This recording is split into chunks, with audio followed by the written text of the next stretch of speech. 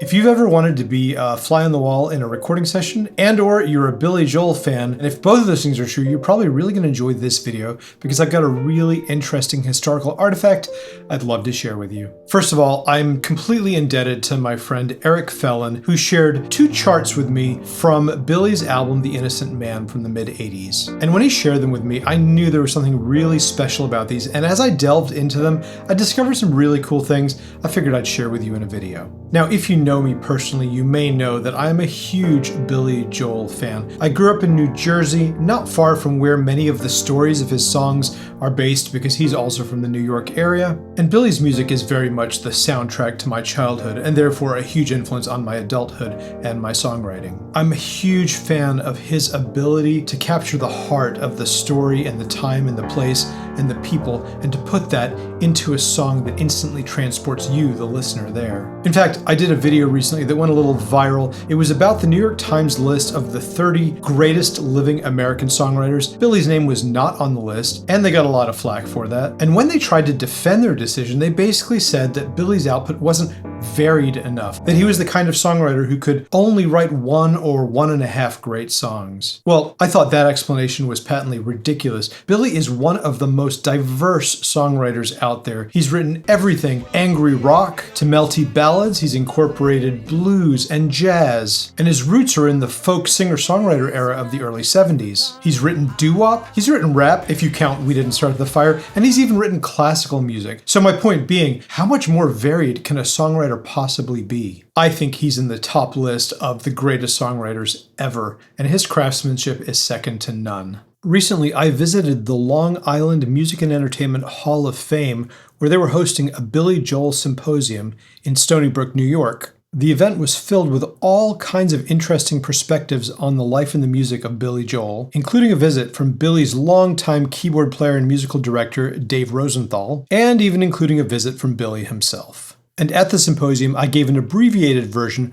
of the things I'm about to show you in this video. So, to dive deeper into some previously untold aspects to Billy Joel's work, I'm excited to do a little detective work and dig a little deeper behind the scenes into these session charts that Eric shared with me. The first of the 2 songs we're going to look at today is Tell Her About It, and this is the one page of the chart that we have. And by the way, I'm going to explain all this assuming you are not a reader of music. If you are, you might be a few steps ahead of me, but let's enjoy the journey together anyway. So what are we looking at here? Clearly, this is a handwritten chart from the recording sessions for Tell Her About It, which was featured on Billy's 1983 album An Innocent Man. We know it's from the sessions due to its unfinished handwritten nature, a couple of mistakes here and there, and the fact that the name Tom Baylor appears at the bottom. Now, who is Tom Baylor, you ask? Tom was an accomplished composer, songwriter, and arranger. He worked with Quincy Jones, Neil Diamond, Sonny and Cher, and of course Billy. He also wrote Michael Jackson's She's Out of My Life. And in this time, before most of the home computer revolution, it would have been very common for composers and arrangers like Tom to have his own stationery with his name printed on it. Hence, this chart and the way it looks. By the way, Tom was approximately Billy's age, and unfortunately, he passed away earlier this year. But there are a few clips of him being interviewed on YouTube here and there that you can look up if you like. Anyway, back to this chart. Let's figure out what this chart is and how it was used. If you have any experience reading music notation, you might divine pretty quick that this is a chart for background vocals. How did I figure that out? Mainly because there's lyrics under every note. Also, if we look here on the left, we see those 1, 2, 3, 4, indicating he's writing for 4 vocal parts. Now, what I don't know is who actually authored these parts. You might guess that it could have been Tom, and that is a good guess, a valid guess for sure. But different songwriters and arrangers work in different ways. It's also possible Tom was hanging out in the studio and Billy might have said to him something like, "Hey Tom, I want something like this. Can you write this out for the guys to sing?" So it is possible that these ideas might have come from Billy, could have come from Phil Ramone, the producer, could have come from Tom, the arranger, or it could have come from someone else in the studio entirely. But since we have these 4 parts here, I thought I might actually record them for you so we can see what they sound like. In the 1970s, it would have taken a multi-million-dollar studio to record all this stuff. Today, we can do this with a laptop and a mic and sometimes even smaller setups. So if you look at my screen, I'm using a program called Digital Performer by Motu. It is one of the major digital audio workstations out there. So in bright pink, I've imported Billy's original album track, and I've added a count off for myself so I can come in right at the top of the song. I've also set up 4 blank vocal tracks in which I can record and then play back the 4 vocal parts from Tom's chart. So I'm going to record enable my first track there and hit record and try and sing the first part of this song.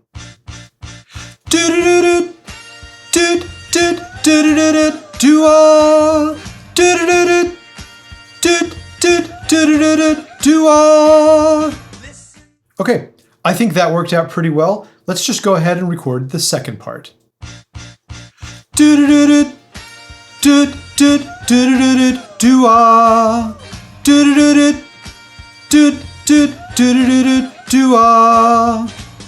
And so on and so forth. Here's the third part.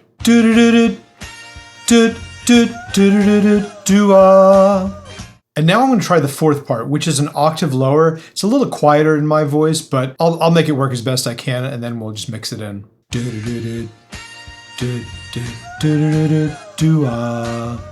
Great. So now the beauty of working in a modern digital audio workstation is I have each of these elements on separate tracks and I can do whatever I want with them. So just for fun, I love doing this. Let's turn off Billy's original track and let's listen to just the vocals a cappella by themselves so we can hear them.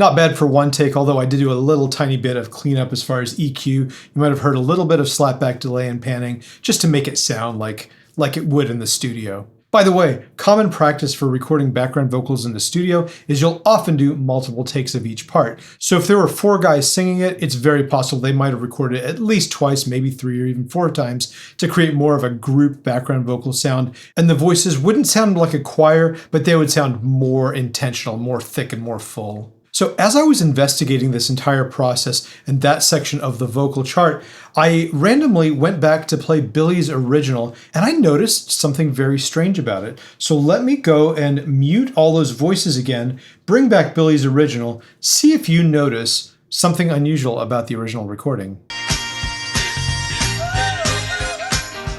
So, interesting little factoid, they left off the doo-wah, which you can see in the chart, but is not in the final recording that we know as the hit record that it is. So my first thought was, this is very, very common in the studio. There's ideas floating around all the time, and people are trying different things on different instruments, and it's very possible that Billy said, hey Tom, I like everything you did, but that doo-wah, it's kind of extra, we don't need it. Let's just not use it. And that's what I thought until I randomly found this alternate version. It's a remix version of Tell Her About It. You'll notice the sound's a little bit different, but listen to what's there.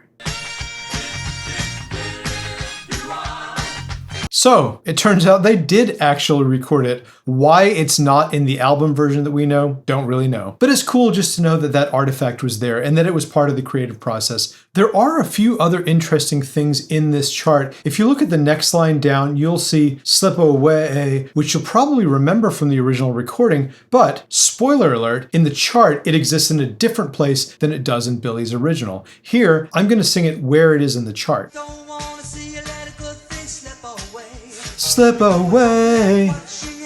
So if you know the original recording really well, you'll know that there is a slip away background part, but it occurs before the version that I just recorded. So again, these are things that happen in the studio. We experiment with lots of different things, and then we kind of figure out where things settle. And so as long as I'm here, why don't we record the next phrase at the bottom of the page? Now this one, I'll just give you the answer. It does not appear in the final version at all, not by the background singers, not by any other instruments, but it's fun to think about what it would have sounded like. It will be cut off because we only have a little section of it, but you can kind of imagine what it would have been. Here is the top part to the ooh section at the bottom of the page. Ooh. That worked out. Let me try the part 2, the part under that, the harmony part to that. Ooh. You can hear there's some saxophones underneath me. Not doing this exact line, but something like it. Let's do part 3. Here it comes. Ooh. And finally, here is part 4, the bottom part of that ooh section. Ooh. And now, just like before, just for fun, let's play back just the a cappella vocals so we can hear that beautiful chord. Ooh.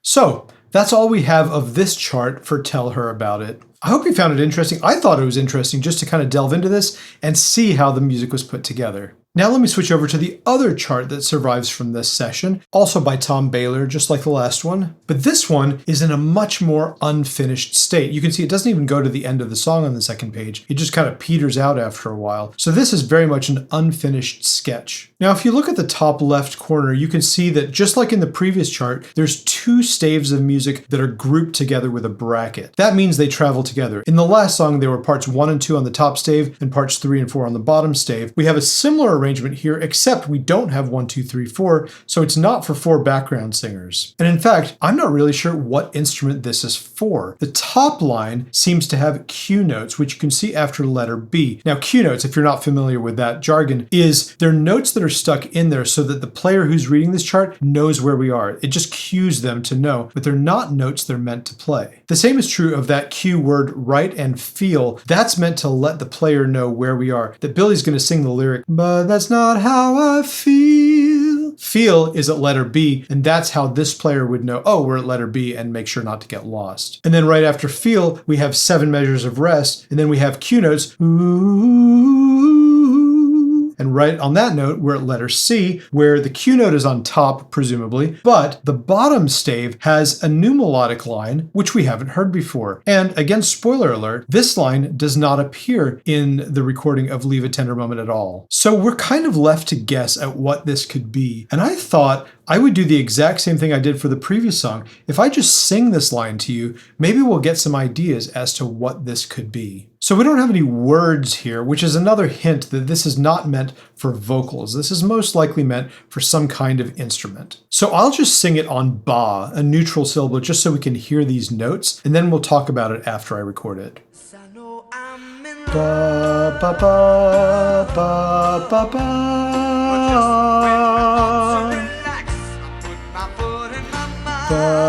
ba, ba, ba, ba.